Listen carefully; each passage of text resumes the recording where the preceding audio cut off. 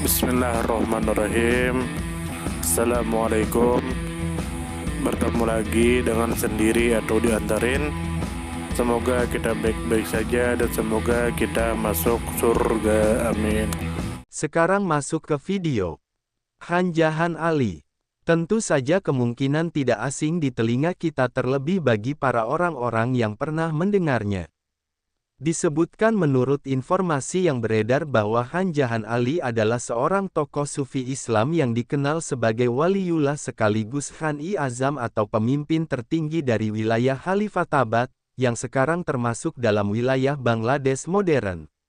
Salah satu pencapaian monumental Han Jahan Ali adalah pembangunan Masjid Agung di kota Bagerhat, yang kemudian diakui sebagai situs warisan dunia oleh UNESCO karena nilai sejarah, arsitektur, dan spiritualitasnya.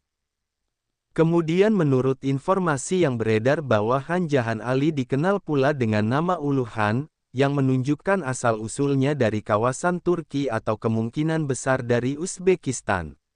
Ia diyakini berasal dari kalangan bangsawan dan pernah berada di bawah pemerintahan Kesultanan Tughlaq di anak benua India. Han Jahan Ali bukan hanya dikenal sebagai pemimpin wilayah, tetapi juga sebagai seorang waliullah sufi yang berpengaruh dalam penyebaran Islam di wilayah Bengal, khususnya melalui pendekatan spiritual dan pembangunan infrastruktur religius. Kemudian menurut informasi yang beredar bahwa momen penting dalam sejarah hidup Han Jahan Ali terjadi pada akhir abad ke-14, khususnya setelah tahun 1398, ketika Kekaisaran Timurid di bawah pimpinan Timur Tamerlane berhasil menaklukkan Delhi. Setelah peristiwa itu, Han Jahan Ali tampaknya memilih untuk bermigrasi ke wilayah Bengal yang kala itu berada di bawah kekuasaan Islam lokal. Ia kemudian mengabdikan diri dalam pembangunan kawasan spiritual dan sosial di wilayah Khalifatabat. Kemudian menurut informasi yang beredar bahwa peran utama Han Jahan Ali terpusat di Khalifatabat, yang kini merupakan bagian dari Bagerhat, Bangladesh. Di sana, ia membangun berbagai struktur religius termasuk masjid dan fasilitas umum. Setelah wafat, Han Jahan Ali dimakamkan di sebuah mazar atau kompleks makam sufi yang terletak di dekat salah satu masjid dan tempat tinggalnya yaitu di Gis. Mazar tersebut kini menjadi salah satu lokasi ziarah paling ramai di kawasan itu, yang dikunjungi oleh ratusan orang setiap hari. Kemudian menurut informasi yang beredar bahwa Han Jahan Ali penting karena kontribusinya dalam menyebarkan ajaran Islam dengan cara damai dan spiritual, melalui pendekatan sufisme yang inklusif. Ia tidak hanya menyebarkan agama, tetapi juga memberikan teladan dalam bidang arsitektur, administrasi wilayah, serta pembangunan sosial. Warisannya, termasuk masjid-masjid dan mazarnya, menunjukkan perpaduan antara gaya arsitektur Islam dengan kearifan lokal, dan menjadikan wilayah Bagerhat sebagai pusat kebudayaan Islam yang penting di Asia Selatan. Kemudian menurut informasi yang beredar bahwa pengaruh Han Jahan Ali tetap hidup melalui situs-situs peninggalannya yang masih berdiri kokoh, seperti Masjid Sat Gombuj dan Kompleks Mazar beliau. Pemerintah Bangladesh dan UNESCO telah mengakui pentingnya situs tersebut sebagai warisan sejarah dunia, yang menarik perhatian baik dari peneliti, peziarah, hingga wisatawan internasional. Tradisi ziarah ke makamnya menunjukkan bahwa Han Jahan Ali tidak hanya dihormati sebagai tokoh sejarah, tetapi juga sebagai figur spiritual yang memberi inspirasi lintas generasi. Jahan Ali adalah salah satu tokoh spiritual dan administratif paling menonjol dalam sejarah wilayah Bengal Islam, khususnya pada masa transisi pasca serangan Kekaisaran Timurid terhadap Delhi pada akhir abad ke-14.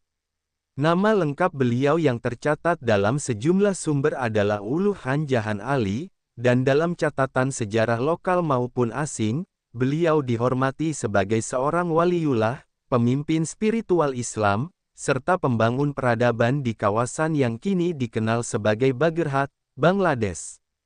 Julukan Ulu Han yang berarti Han Agung dalam bahasa Turki menunjukkan bahwa beliau berasal dari etnis atau budaya Turki, dan sejumlah pakar sejarah meyakini kemungkinan besar beliau berasal dari daerah Uzbekistan modern, mengingat kuatnya pengaruh Turko-Persia dalam struktur elit Kesultanan Tughlaq pada masa itu. Khan Jahan Ali awalnya adalah seorang pejabat tinggi dalam struktur Kesultanan Tughlaq di India. Namun, setelah invasi besar-besaran oleh Timur Lang Tamerlane ke Delhi pada tahun 1398 yang mengakibatkan kehancuran besar dan migrasi massal, beliau bersama para pengikutnya memilih meninggalkan pusat politik yang kacau menuju wilayah timur Laut India, yakni Bengal, yang saat itu relatif lebih stabil secara politik dan religius. Di wilayah Bengal inilah beliau memusatkan aktivitas spiritual dan sosialnya, khususnya di kawasan yang kelak dikenal sebagai Khalifatabad. Khalifatabad bukan hanya wilayah administratif, melainkan juga merupakan perwujudan dari visi Khan Jahan Ali dalam membentuk masyarakat Islam yang adil, mandiri, dan terorganisir. Beliau memimpin pembangunan infrastruktur besar-besaran termasuk jalan, tangki air atau digi dan jembatan, dan berbagai masjid. Yang paling terkenal dari warisannya adalah Masjid Sat Gombuj, atau Masjid 100 Kubah, yang sebenarnya memiliki 60 kubah, namun dinamakan demikian karena keagungannya. Masjid ini merupakan simbol pencapaian arsitektur Islam di Asia Selatan dan kini diakui sebagai situs warisan dunia oleh UNESCO. Gaya arsitektur masjid dan bangunan lain yang didirikan Khan Jahan Ali menggabungkan unsur-unsur arsitektur Turki, Persia, dan lokal Bengal. Kombinasi ini melahirkan gaya unik yang disebut Bengali Sultanate Arsitektur, yang dicirikan oleh penggunaan batu bata merah, lengkungan beratap rendah, dan bentuk kubah yang khas. Selain membangun kota dan masjid, Khan Jahan Ali juga dikenal karena aktivitas keagamaannya yang kuat. Sebagai seorang sufi, beliau menggunakan pendekatan tasawuf yang damai dalam menyebarkan ajaran Islam. Pendekatan ini melibatkan pengajaran moral, kebijaksanaan spiritual, dan pembentukan komunitas sosial yang inklusif. Banyak orang lokal yang tertarik kepada nilai-nilai sufisme yang dibawa Khan Jahan Ali karena lebih humanis dan dekat dengan kehidupan masyarakat.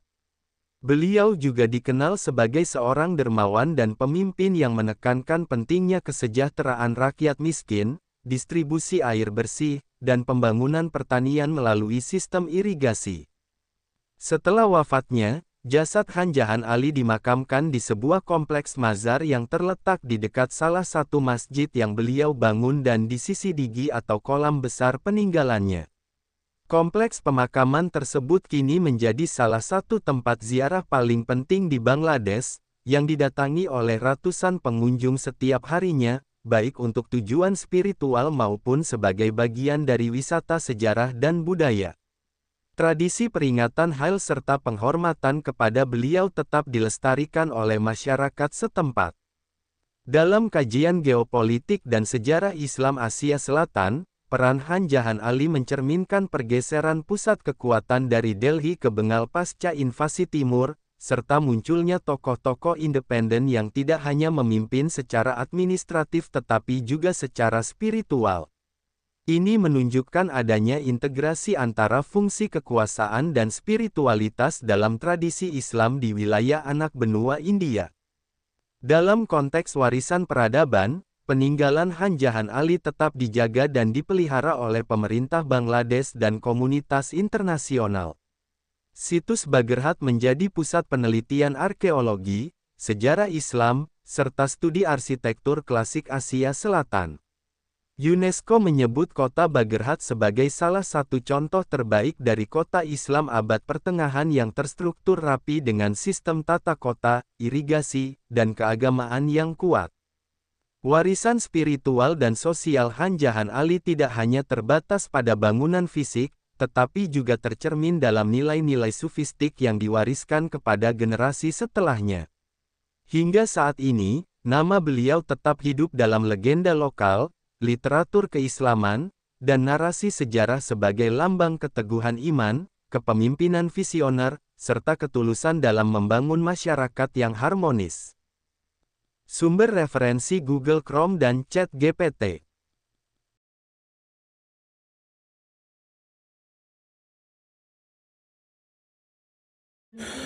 Tentu kita tahu bahwa dalam setiap perjalanan hidup selalu ada saat ketika diri kita merasa lelah, goyah, bahkan ingin menyerah. Namun di balik setiap rintangan tersembunyi peluang untuk tumbuh dan menguatkan diri kita. Hari ini adalah kesempatan baru, saat yang tepat untuk kembali menyusun niat, memperbaiki langkah, dan meyakini bahwa setiap tetes usaha tidak akan pernah sia-sia. Bangkit bukan karena tidak pernah jatuh, tetapi karena memilih untuk tidak tinggal dalam kejatuhan. Teruslah melangkah meski perlahan, karena selangkah lebih dekat adalah lebih baik daripada diam dalam keraguan. Ya Allah, ya Tuhan kami yang Maha Pengasih lagi Maha Penyayang, jadikanlah hidup kami ini sebagai ladang amal yang penuh berkah. Berikan kekuatan untuk terus menebar kebaikan di dunia. Anugerahkan kemudahan dalam menghadapi segala ujian, dan karuniakan akhir kehidupan yang baik. Lindungi diri kami dan keluarga dan fitnah dunia yang menipu. Jadikanlah akhirat kami sebagai tempat peristirahatan terbaik, dan masukkanlah kami ke dalam surga-Mu bersama orang-orang yang Engkau cintai, serta jauhkan kami dari siksa api neraka dan kemurkaan-Mu yang tak tertahankan. Kepada setiap orang yang pernah hadir dalam perjalanan ini, terima kasih atas waktu, kebaikan, dukungan, bahkan teguran. Maafkan atas setiap kata yang menyakiti, sikap yang mengecewakan, atau hati yang mungkin belum sepenuhnya mampu menjaga. Manusia tidak pernah sempurna, namun ketulusan untuk tetap terus belajar dan memperbaiki diri tidak akan pernah padam. Tentu kita tahu bahwa kebaikan tidak selalu datang dalam bentuk besar. Terkadang senyum kecil yang tulus, tangan yang ringan membantu, atau telinga yang mau mendengarkan sudah cukup untuk mengubah hari seseorang menjadi lebih bermakna.